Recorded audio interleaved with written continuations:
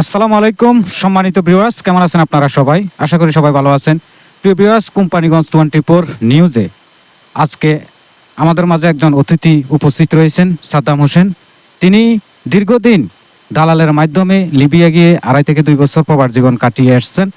যারা অবৈধ পথে লিবিয়া যেতে চান কিংবা প্রবাস জীবন কাটাতে চান, সেখানটায় যেতে হলে কীরকম সমস্যার মুখোমুখি আপনাদের হতে হয়, কিংবা অবৈধ পথে আপনারা লিবিয়া গেলে দালালের মাধ্যমে কি কি কষ্ট, কাজ করলে টাকা পয়সা এবং কি ইত্যাদি নানান রকমের ঝামেলা পোহাতে হয় আমাদেরকে। তিনি সাদ্দাম হোসেন দীর্ঘ 2.5 বছর প্রবাস জীবন কাটিয়েছে। তিনি সর্বোচ্চ হারিয়ে এখন বাংলাদেশে কিছুদিন পূর্বে দেশে ফিরেছে।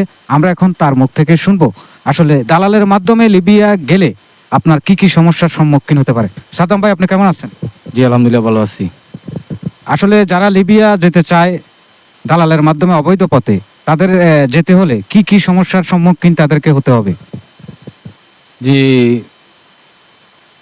আসসালামু আলাইকুম প্রিয় দেশবাসী, দেশ বিদেশের আমার ভাই ও বন্ধুরা, আশা করি আপনারা সবাই ভালো আছেন। আমি আপনাদের উদ্দেশ্যে কিছু কথা বলতে চাই। আমি দীর্ঘ 2.5 বছর দালালের মাধ্যমে লিবিয়া গিয়েছিলাম, 2.5 বছর কাটিয়েছিলাম। ওইখানে আসলে দালালরা আপনাদেরকে যেভাবে কথা বলে নিবে, ওইখানে নেওয়ার পরে আপনি ওইটার সাথে কোনো মিল পাবেন না। আপনি দালালের মাধ্যমে গেলে বাংলাদেশ থেকে আপনার থেকে 4 লক্ষ টাকা নিবে। নেওয়ার পরে ওইখানে আপনাকে ভালো কাজ দিবে বলবে, ভালো চাকরি দিবে বলবে, ভালো স্যালারির কথা বলবে, ভালো খাওয়া দাওয়ার কথা বলবে, ভালো থাকার কথা বলবে। আসলে কিছুই না। ওই দেশে কোনো সরকার নাই, ওই দেশের সেনাবাহিনী দেশ চালায়, ওই দেশে কোনো ভিসা নাই, কোনো পতাকা নাই, কিছুই নাই। আপনাকে ওইখানে নেওয়ার পরে আপনার সাথে 4 লাখ টাকা কন্ট্রাক্ট হলে আপনাকে ওইখানে নেওয়ার পরে আপনি যখন লিবিয়াতে যাই পৌঁছাবেন, তখন আপনাকে বিভিন্ন রকমের খরচ দেখাবার পরে আপনার থেকে আরও 5 থেকে 6 লক্ষ টাকা তারা দাবি করবে। ওই টাকা যখন আপনি দিবেন না, তখন আপনার উপর নির্যাতন করা হবে, আপনাকে ঠিকমতো খাওয়া দাওয়া দিবে না। তারপরে আপনি ওই টাকাগুলো দেওয়ার পরে আপনি যদি কোনো কাজও করেন কারোর মাধ্যমে, আপনি ঠিকমতো বেতন পাবেন না। যেমন আমাকে দিয়ে আমি বলতে চাই, আমি দালালের খপ্পরে পড়ে গিয়েছিলাম। আমাকে বলছিল 60 থেকে 70 হাজার টাকা বেতন পড়বে, তারপর যাই আপনার ওই যে ব্লকের কাজ করতে হবে। তো আমরা গিয়েছি, ওইখানে যাওয়ার পরে কি করব, আসা তো কোনো রাস্তা নেই, ওই দেশে ভিসা নেই, পতাকা নেই। আমরা কাজ করছিলাম, কিন্তু আমাদেরকে ঠিকমতো বেতন দেয় নাই, থাকা খাওয়ার অনেক কষ্ট দিছে, অনেক নির্যাতন করছে। ওইখানে সবচাইতে বড় সমস্যা হচ্ছে, ওই দেশে মাফিয়া নামক একটা চক্র আছে, আমাদের বাঙালিরা। ওইখানে আপনি কাজ করবেন, ওইটার কোনো নিরাপত্তা নেই। আপনাকে যে কোনো মুহূর্তে এরা কিডন্যাপ করে নিয়ে যাবে। নিয়ে যাওয়ার পরে মনে করেন 15-20 লাখ টাকা আদায় করবে, আপনাকে মারধর করবে, তারপরে আপনার থেকে 15-20 লাখ টাকা আদায় করবে। এভাবে আপনারা কেউ আসলে লিবিয়া যাবেন না। আমি আপনাদেরকে সতর্কভাবে বলতে চাই যে আপনারা দালালের খপ্পরে পড়ে কখনো লিবিয়া যাবেন না।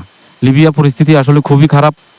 আপনারা যাওয়ার আগে অবশ্যই লিবিয়াতে যদি আপনাদের ভাই বেড়াদা কেউ থাকে, তাদের সাথে যোগাযোগ করবেন, বা আপনারা বিভিন্ন চ্যানেলে অনেক সময় খবরে দেখায়, আপনারা এগুলো আসলে দেখবেন লিবিয়াতে পরিস্থিতি কেমন। আর কেউ যদি ইটালি যাওয়ার চিন্তাধারা করে লিবিয়াতে যান কাজ না করার উদ্দেশ্যে বা ইটালি যাওয়ার উদ্দেশ্যে, তাদেরকে বলতে চাই, ইটালি যাওয়ার জন্য যদি আপনি লিবিয়াতে যান, তাহলে আপনার বাংলাদেশ থেকে ওরা 4 লক্ষ টাকা নিবে লিবিয়া পর্যন্ত। লিবিয়া থেকে আপনাকে ইটালি পাঠাবে বলে তারপরে নিবে আপনার থেকে 8 লক্ষ টাকা। কিন্তু আপনাকে লিবিয়া পাঠাবে বলে টাকাগুলো নিব, কিন্তু আপনাকে ইটালি পাঠাবে না। আর আপনাকে ইটালি পাঠাবে বলে আপনাকে ছোট্ট একটা রুমের ভিতর বন্দি করে রাখা হবে।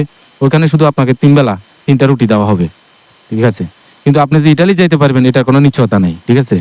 আপনি ওইখানে ইটালি যাইতে হলে সাগর পথে যেতে হয়। আর বর্তমানে পরিস্থিতি এত খারাপ, আপনার মনে করেন ওই দেশের কোস্টগার্ড আপনার কোনো বোট যাইতে দেয় না বর্তমানে। বোটগুলো ধরে ফেলার পরে আপনার মনে করেন 5 মাস 6 মাস 2 বছর 5 বছরও আপনি জেল খাটতে হবে। তারপরে যদি আপনাকে কখনো পাঠানো হয়, তাও জাতিসংঘের মাধ্যমে দেশে পাঠানো হবে।